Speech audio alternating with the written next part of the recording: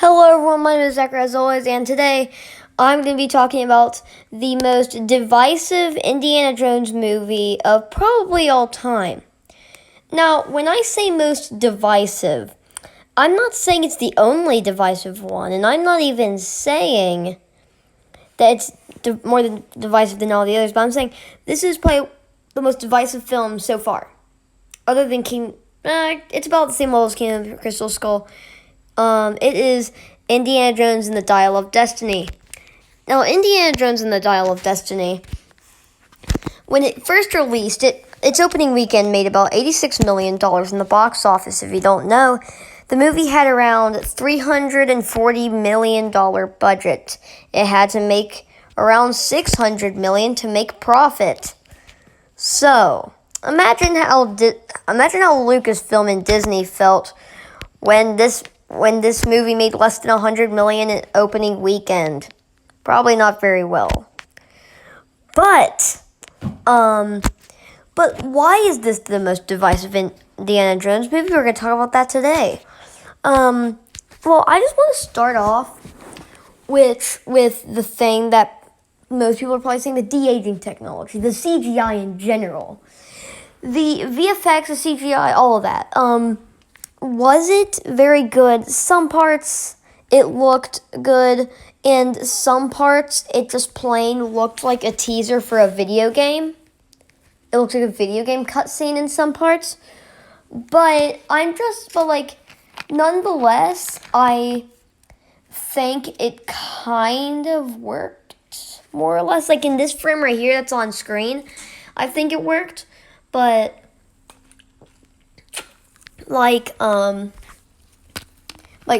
so also I think now we should also talk about the runtime. The runtime for this film was two and a half hours, very close to being 3 hours long.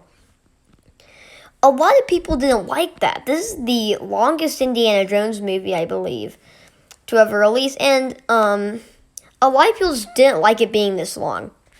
Honestly, I enjoyed it, but a lot of people didn't like it being this long.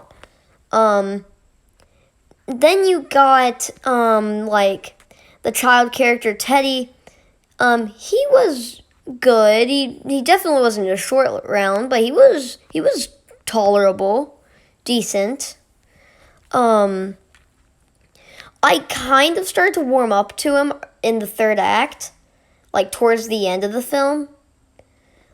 Specifically, when they were getting on the planes and everything, when they were about to go back in time.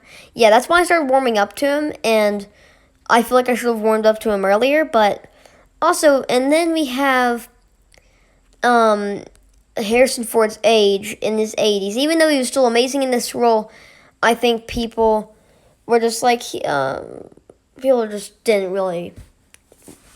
weren't really a big fan of the stunts in some scenes. But now we have to cover Phoebe Waller-Bridge's character, Helena. I thought this character was good. I thought she was a little bit of she was another sociopath, especially in the beginning, and some parts in the middle part of the film. But she really has a really interesting arc. I still don't feel like her character was handled correctly. There are scenes where it felt like some of the quips she made didn't really work. But yeah.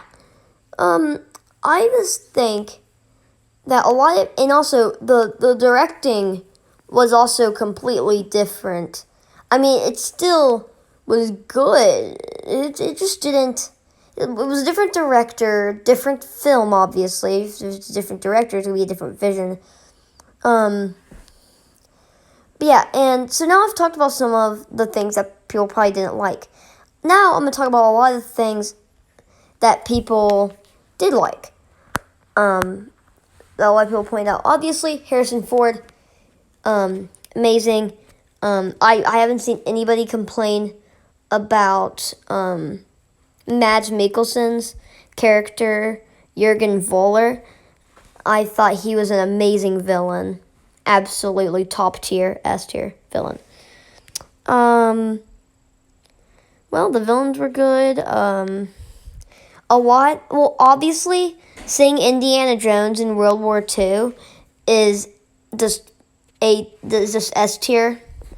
Seeing him punch Nazis, it's the best. Seeing him just like beat him up, like it just hits different. It doesn't hit the same where it's like the Soviets or anything else.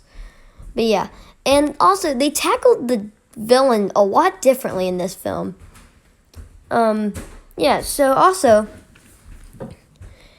we get a lot of the characters in this movie were good. Like the dial, what I thought was creative and good. The plane, all right, good. Like, no, and yeah, I also really want to do another video just like separately talking about the main villain, Jurgen Voller, because I feel like he deserves his own episode. But yeah, also, one more other detail I would like to add for why this is an extremely divisive movie is that this is not the same Indiana Jones from any of the previous four. Because in this movie, he's sad. He's a sad old man, putting alcohol in his coffee and everything in the mornings. He's a sad old man from what he's a dead shell of what he used to be. But yeah, I just wanted to bring that up, bring him more to reality from the fantasy that he was in the other ones. Oh yeah, also I really like the the little train sequence in the beginning. I thought that was pretty cool. But yeah, guys, if you enjoyed this video or any of my other content, please consider subscribing, and I'll see you in the next one. Goodbye.